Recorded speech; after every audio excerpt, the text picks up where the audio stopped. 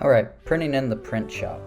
So this video is going to walk you through just printing a single color block in the Printshop. So the first thing you need to do is place your pre-made registration guide on the press bed. You can tape this down if there's people waiting behind you. If you're printing in a group setting, you probably don't want to tape this down because you're going to need to move it frequently if there's a lot of people using the same press. So cover that guide up with a piece of acetate or mylar so that you don't ruin your guide by getting ink on it, and it makes it so that the guide can be cleaned off really easily in between prints. If you happen to get ink on your registration guide, then that's on there permanently if it's just newsprint. So now I need to set the pressure. Please reference the setting the pressure video if you have not watched it yet to make sure you know how to set up the pressure on the press. I'm printing with a piece of chipboard. You could also print with just newsprint on top of your good sheets of paper, but it's important to make sure that you have accurate pressure for whatever method you're using to print the block. So here I'm adjusting, testing the pressure, making sure that everything feels correct and looks correct when I run this block through. So once that is set, you can see I'm still doing some minor adjustments. Once that is set, then I can go ahead and start inking up my block. So when I move to inking up my block, I always want to proof the first couple prints on newsprint to make sure I have something even and accurate. So I'm just doing a black and white print here.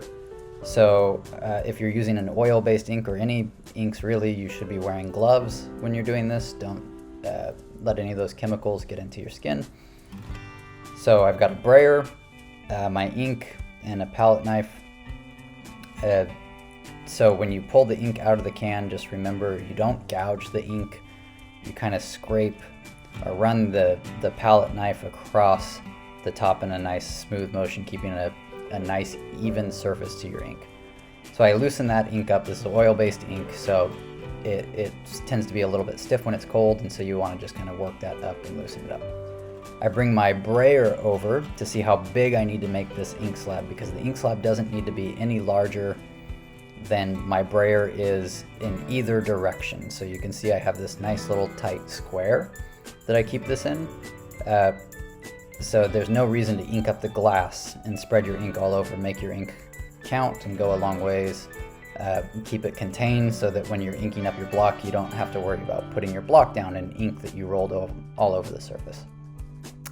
So when I take this over to the block itself, I'm not really applying much pressure here. I let just the weight of the roller do its thing. The ink slab should look similar to if I looked at it from an angle, like the skin of a peach, so a little bit of fuzz, and there should be a bit of a hiss always to when I'm rolling it up. If there's like this wet slapping sound, you have too much ink on the brayer. So rolling out, making sure I'm rolling from multiple directions to make sure that I hit all the areas of the block. The block itself, I should also be able to see that skin of a peach look on its surface. You notice that I apply a decent amount of ink back into the slab, and that's because I noticed that the hiss is gone, that appearance of that peach skin is gone from my slab. So I want to maintain that the whole time that I'm inking this up. It's important to note that on the first print, if this is the first time you're inking your block up, it's always going to soak up more ink at the start, but as I move into my addition or consistently print, it's going to take less and less ink each time I roll this up. So this looks pretty good to me, so I'm moving over to the press to proof on newsprint. You want to proof on the newsprint just to make sure that your pressure's correct, that you don't have any last minute changes that you want to make to the block.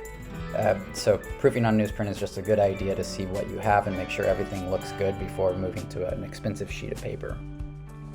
So a couple sheets of newsprint, and then my chipboard backing, and then I'm just going to crank this forward. But you'll notice one thing that I'm putting down, and this is more important when I move to my good paper, are these press leads. That is so that when it hits the drum, it doesn't kick back my actual printing block or my paper, but kicks back those little press leads that are outside of that edge so that I don't get any skipping on the print.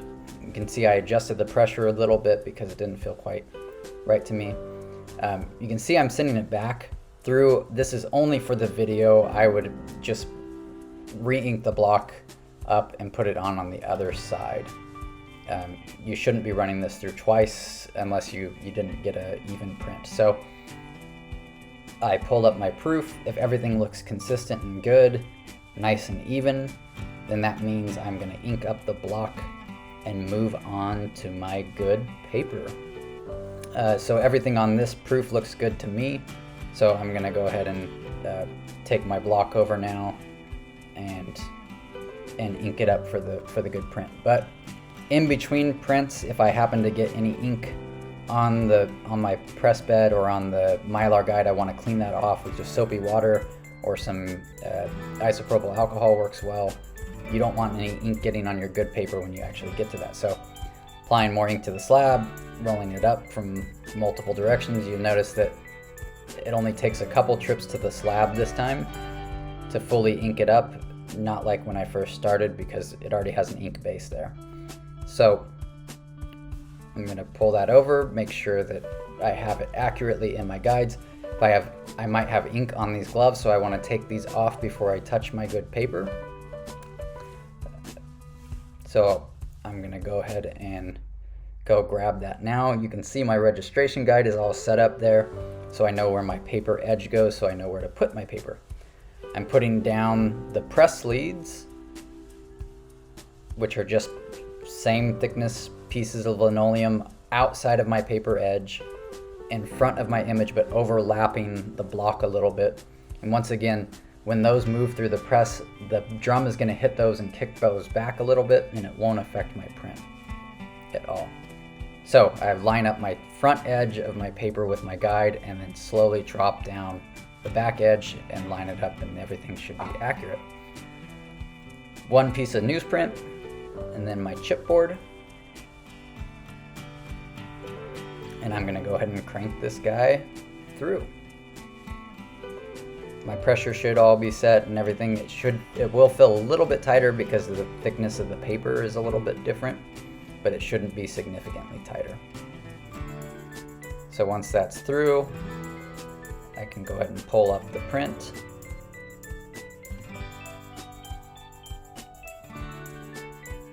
You can see it's nice and even. So then I would just run through the however many other prints I have left in my edition and I'd be done.